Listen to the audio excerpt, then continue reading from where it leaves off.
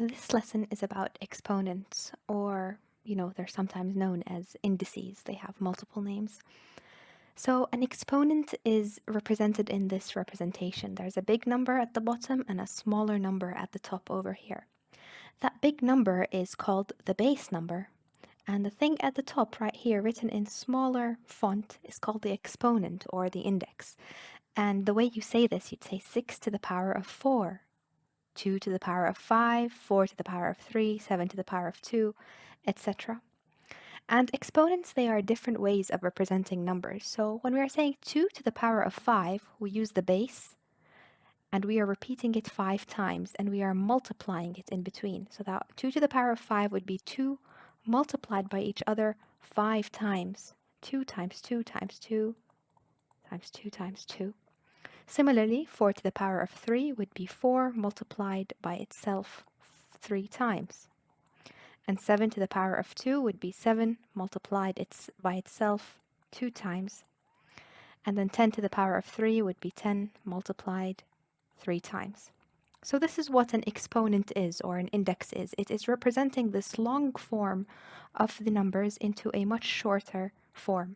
And this is what we will be looking at today. Here are a few examples. So write this using exponent notation. We've got 2 times 2, and so the 2 times 2, that would be our base 2, and it is repeated how many times? 1, 2. It's repeated 2 times, so that would be 2 to the power of 2. Let's look at our 3's right now. We've got 3 repeated 3 times, so our base is 3, and it is repeated 3 times. So 3 to the power of 3. And then we've got a 5 here, and it's repeated only once. So 5, and it's repeated only once. That is 1 over here. So using exponent notation, this would look like that.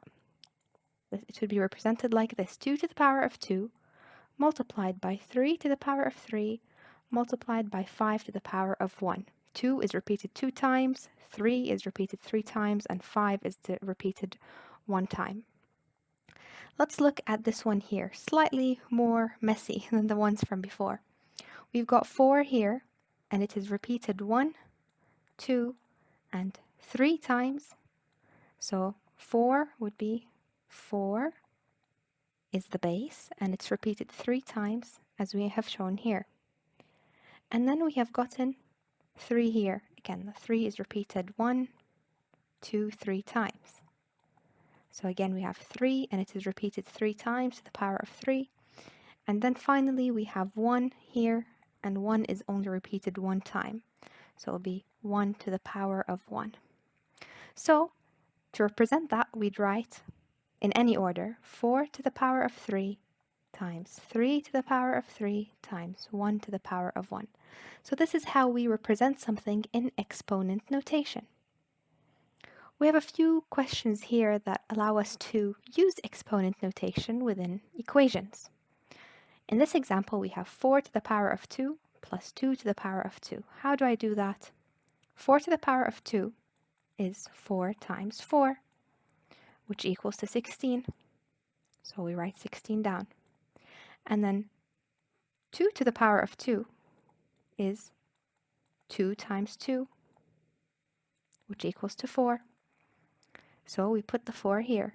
And there's an addition sign in between, so that is 4 to the power of 2, that's 16, plus 2 to the power of 2, that is 4, and our answer to that is 20. So this is how you solve that. Another one here, 3 to the power of 2 is 3 times 3, which is 9. 1 to the power of 2 is 1 times 1, which is 1.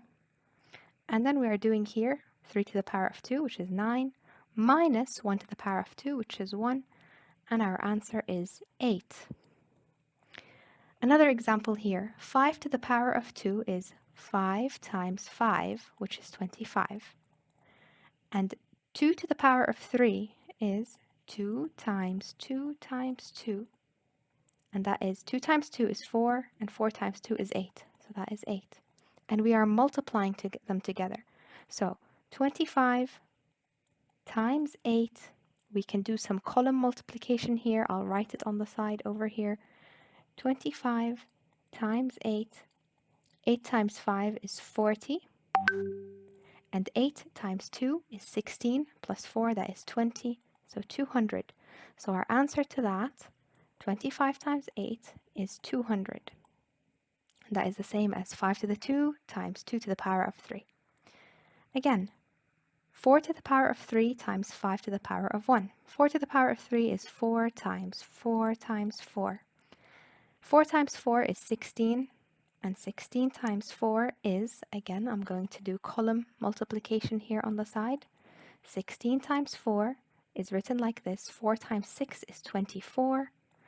4 times 1 is 4, plus 2, that is 6. So our answer to this is 64 right here. And then this is multiplied by 5 to the power of 1, and that is just 5. So 64 times 5 equals to, again, I'm going to have to do another column multiplication. 64 times 5, 5 times 4 is 20, and 6 times 5 is 30, plus 2, that is 32. So the answer to 4 to the power of 3 times 5 to the power of 1 is 320. One last example here, much more fun. 10 to the power of 3 is 10 times 10 times 10. And 10 to the power of 2 is 10 times 10. Multiplying 3 tens with each other, we have how many zeros? We have 1, 2, 3 zeros. That would give us 1,000 because we put the 3 zeros down and the 1 down, so we have 1,000. And then we've got 10 times 10, that is easy, that's 100. We've got 2 zeros as well. And then we are doing 1,000 divided by 100. And what do we do when we divide two numbers with multiple zeros? We cancel the zeros. Each zero cancels another zero. And this zero cancels this other zero. And our answer is 10 divided by 1, which is equal to 10.